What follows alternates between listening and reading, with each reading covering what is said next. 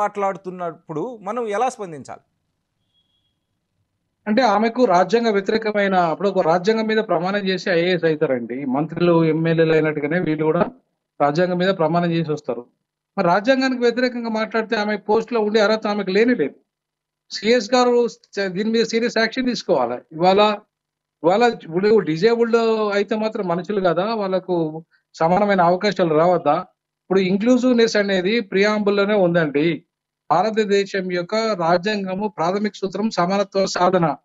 అన్ని రంగాల్లో సమానత్వాన్ని సాధించాలి. సామాజిక రంగంలో, ఆర్థిక రంగంలో, విద్యా రంగంలో, ఉద్యోగ రంగంలో, రాజకీయ రంగంలో, ఇలా ప్రాంతాల మధ్య, మతాల మధ్య, భాషల మధ్య, అన్నిటి మధ్య సమానత్వం దిశగా ఈ భారతదేశ నిర్మాణమే నవనిర్మాణం వైపు వెళ్ళాలని చెప్పి భారత రాజ్యాంగం చెప్తుంది. మరి భారత రాజ్యాంగ మౌలిక సూత్రమైన సమానత్వ సూత్రానికి విరుద్ధంగా ఆమె మాట్లాడినప్పుడు ఆమె ఒక ఐఏఎస్ ఆఫీసర్ గా ఒక్క క్షణం కూడా ఆమె కూర్చునే అర్హత ఆమెకు లేదు. ఆమె తక్షణమే నైతిక బాధ్యత వహించి రాజీనామా చేయాలి. లేదంటే సిఎస్ గారు ఆమెను ఇమీడియట్లీ సస్పెండ్ చేయాలి. లేదంటే ఇవాళ లీగల్ యాక్షన్ తీసుకోవాల్సిన అవసరం ఎంతైనా ఉంది. డిజేబుల్డ్ యాక్ట్ ప్రకారంగా తీసుకోవాలి. తర్వాత కాన్స్టిట్యూషన్ ప్రకారంగా ఆర్టికల్ 14 అట్లాగే 14 to 18 రైట్ టు ఈక్వాలిటీ అనేది ఇలా స్పష్టంగా చెప్తున్నది. అందులోనే రిజర్వేషన్లు 16(4) ప్రకారంగానే వచ్చాయి. ఎవరైతే ప్రాతినిధ్యం లేని వర్గాలు ఉన్నాయో ఆ ప్రాతినిధ్యం లేని ప్రజాస్వామ్యంలో ప్రాతినిధ్యం లేని వర్గాలు, విద్యారంగంలో ప్రాతినిధ్యం లేని వర్గాలు, ఉద్యోగ రంగంలో ప్రాతినిధ్యం వర్గాలు, ఏ రంగంలోనైతే ఏ వర్గానికైతే ప్రాతినిధ్యం లేదో ఆ వర్గానికి ముందుకు పోయడంలో భాగంగా ఆర్టికల్ 46 కూడా చెప్తుంది. ఆర్టికల్ 16(4) ప్రభుత్వాల యొక్క బాధ్యత ఏంటంటే వాళ్ళని ముందుకు తీసుకుపోవడానికి ప్రత్యేకమైన పథకాలు, అఫర్మేటివ్ యాక్షన్స్ తీసుకోవాలి అని చెప్తుంది. అందులో భాగంగానే డిజేబుల్డ్ యాక్ట్ వచ్చింది. అందులో భాగంగానే ఉమెన్ యాక్ట్ వచ్చింది. అందులో భాగంగానే SC/ST యాక్ట్ వచ్చింది. అందులో భాగంగానే బ్యాక్వర్డ్ క్లాస్ యాక్ట్ వచ్చింది. రిజర్వేషన్ యాక్ట్ వచ్చింది. అందులో భాగంగానే ఇవాళ లోకల్ బాడీలో మహిళలకు, అలాగే ఈవెన్ ఎమ్మెల్యేలో కూడా, ఎంపీలో కూడా భవిష్యత్తులో వీళ్ళ మహిళలకు ఎమ్మెల్యే, ఎంపీలలో కూడా రాజకీయ రిజర్వేషన్లు అవునా అనేది మొన్న 33% రిజర్వేషన్ కూడా అందులో భాగంగానే వచ్చింది. అంటే ఇవాళ రిప్రజెంటేషన్ లేని ఈ ప్రజలకి, ఈ వర్గాలకి, అణచివేతకు గురవుతున్న ఈ వర్గాలకి, అన్యాయానికి గురవుతున్న ఈ వర్గాలకి సమానత్వ దిశగా రావాలంటే వాళ్ళకు ప్రత్యేకమైన రాయితీలు కల్పించకుండా ఒక బలమైన గుర్రాన్ని ఒక బలహీనమైన గుర్రంతో పోటీ పెట్టలేము. ఒక బలమైన వ్యక్తి ఒక బలహీనమైన వ్యక్తితో యుద్ధం చేయలేడు. అట్లాగే సంపన్నుడు అగ్రకుల సంపన్నులతో పేద, బడుగు, బలహీన వర్గాలు పోటీలో ఉండలేరు. కాబట్టి వాళ్ళకు ప్రత్యేకమైన రిజర్వేషన్లు కావాలని చెప్పి బాబాసాహెబ్ అంబేద్కర్ ఇవాళ గతంలో బ్రిటిష్ వాళ్ళు 1935 యాక్ట్ లో తెచ్చారు ఈ రిజర్వేషన్ల యొక్క కాన్సెప్ట్. బాబాసాహెబ్ అంబేద్కర్ రాజ్యాంగంలో పొందుపరిచాడు. ఇవాళ అది పొందుపరిచిన కారణంగానే అన్ని వర్గాలకి ప్రజా ప్రాతినిధ్యం లభించాలి. ప్రజాస్వామ్యంలో వారు కూడా భాగస్వామ్యం కావాలి. ఈ ప్రభుత్వం మాది అనుకోవాలి. ప్రతి వర్గము ఈ ప్రభుత్వంలో నేను భాగస్వామిని అనుకోవాలంటే వాళ్ళు అన్ని రంగాల్లో వాళ్ళ ప్రాతినిధ్యం లభించాలి వాళ్ళకి. అప్పుడే దేశంలో సమానత్వం అనే దానికి అర్థం ఉంటది. రాజ్యాంగం బోధిస్తున్న సమానత్వ సూత్రానికి అదే అర్థం ఉంటది. ఆ దిశగా వెళ్ళాలన్న లక్ష్యంతోనే భారత రాజ్యాంగ కర్తలు ఇవాళ భారత రాజ్యాంగ నిర్మాణం మొదటి పేజీ నుండి చివరి పేజీ వరకు సామాజిక న్యాయం అనే అంశాన్ని ప్రతి విషయంలో కూడా చర్చించారు.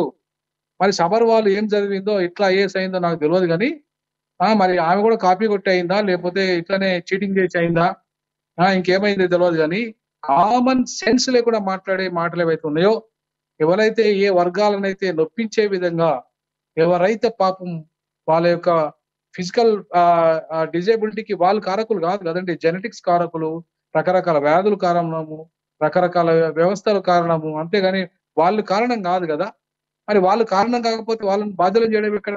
అట్లాగే ఇవాళ బాలలత గారు ఉన్నారు, ఒక ఐఏఎస్ అకాడమీలో టాప్ గా నడిపిస్తున్నారు. ఆమె అద్భుతమైన లెక్చర్స్ ఇస్తున్నారు. మరి అట్లాంటి వాళ్ళు వాళ్ళ ఈమె స్మితా సబర్ వాళ్ళకంటే 100 రెట్లు ఉన్నాయేమో. అట్లాంటి వాళ్ళని ఎంతో మంది తయారు చేసింది ఆమె. మరి ఆమె అంటే బాలలత గారు ఐఏఎస్ అకాడమీ డైరెక్టర్ గా పనికిరారా? స్టీఫెన్ హ్యాకింగ్స్ శాస్త్రవేత్తగా పనికిరాడా? ఇట్లా చాలా మంది చాలా గొప్ప గొప్ప పనులు చేసిన వాళ్ళు హ్యాండిక్యాప్డ్ వాళ్ళు ఉన్నారు. వాళ్ళు ఎవరు పనికిరారా ఈ దేశంలో, ఈ ప్రపంచ నిర్మాణంలో, ఈ దేశ నిర్మాణంలో? తప్పండి. స్మితా సబర్ వాళ్ళు మాట్లాడిన మాటలు తప్పు. అది భారత రాజ్యాంగ వ్యతిరేకము, చట్ట వ్యతిరేకము.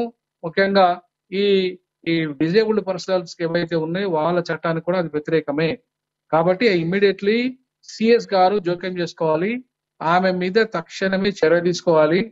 లేదంటే ఖచ్చితంగా కేసు ఫైల్ చేయాలి. ఈ ఎవరైతే ఈ అసోసియేషన్స్ డిజేబుల్డ్ అసోసియేషన్స్ ఉన్నారో వాళ్ళు ఆమెకు మీద కేసు ఫైల్ చేయాలి. చట్టపరమైన చర్యలకు వాళ్ళు పూనుకోవాలి. ఇంకొకసారి భవిష్యత్తులో ఇట్లాంటి వాళ్ళు ఎవ్వరు కూడా వాళ్ళ మనోభావాలను దెబ్బతీసే విధంగా వాళ్ళ బాడీ షేమ్ కూడా కిందికి కూడా వస్తుంది ఇది. ఈ రకంగా బాడీ ఇట్లా ఉంది, వాళ్ళ బాడీ ఇట్లా ఉంది, లేదంటే వాళ్ళ ఫిజికల్ ఇట్లా ఉంది, ఫిజిక్స్ ఇట్లా ఉంది అని చెప్పి దాంట్లో కూడా వస్తుంది కాబట్టి, బాడీ షేమింగ్ లో కూడా వస్తుంది కాబట్టి వీటన్నిటి రీత్యా వాళ్ళ మీద చట్టపరమైన చర్యలు ఇమ్మీడియట్లీ జరగాల్సిన అవసరం ఉంది. శాఖపరమైన చర్యలు మొదటిగా జరగాలి, తర్వాత న్యాయపరమైన చర్యలు కూడా ఆమెకు జరిగితే భవిష్యత్తులో ఇట్లాంటి వాళ్ళు ఎవ్వరు కూడా ఇంకొకరు మాట్లాడరు. ఈ స్మితా సబర్వాల్ గారు చేసిన ఒక ట్వీట్ ఈరోజు సంచలనాత్మకంగా మారింది. భారతదేశ వ్యాప్తంగా నిరసనలు కూడా వ్యక్తమవుతున్నాయి. అంటే ఆమె చేసిన ట్వీట్ని మనం ఎలా అర్థం చేసుకోవాలి?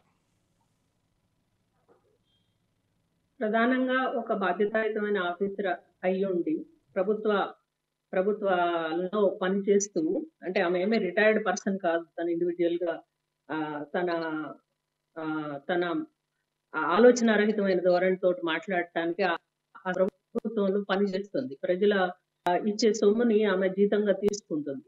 ప్రభుత్వానికి కొన్ని బాధ్యతలు ఉన్నాయి కదా, ముందుగా నేను ప్రభుత్వాన్ని నిలదీస్తున్నాను. ఇలాంటి ఇన్సెన్సిటివ్ గా మాట్లాడటానికి ప్రభుత్వం ఎట్లా అలౌ చేస్తుంది వాళ్ళ ఆఫీసర్స్ ని?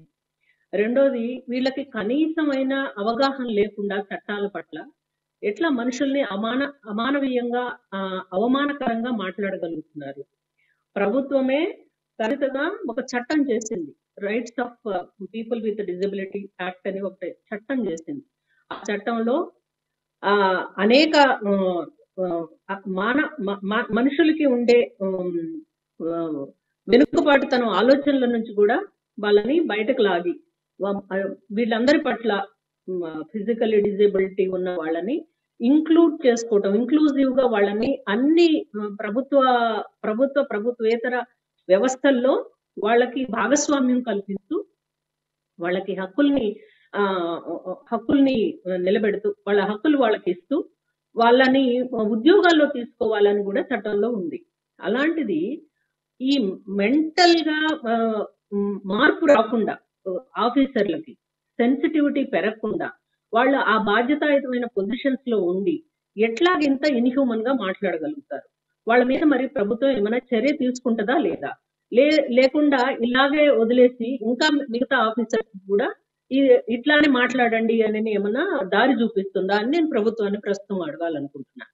సుమిత్ర గారు ఒక్క నిమిషం, ఇక్కడ మనం అర్థం చేసుకుంటే ఐఏఎస్ ఆఫీసర్స్ లేదు ఐపీఎస్ ఆఫీసర్ వాళ్ళ ట్రైనింగ్ ప్రాసెస్ కానీ లేదు వాళ్ళకుండే ఎగ్జామినేషన్ ప్రాసెస్ కానీ ఇంటర్వ్యూ జరిగేటప్పుడు కానీ సోషియో కాన్షియస్నెస్ వాళ్ళకి ఉండాలి అనేది మనకి స్పష్టంగా ఈ భారతదేశ ఐఏఎస్ ఆఫీసర్లు సివిల్ సర్వీస్ ఎగ్జామినేషన్ ఓరియంటెడ్గా మనకు కనిపిస్తుంది. మరి ఇలాంటి సెన్సిటివ్ ఇష్యూస్ మీద ఒక బాధ్యత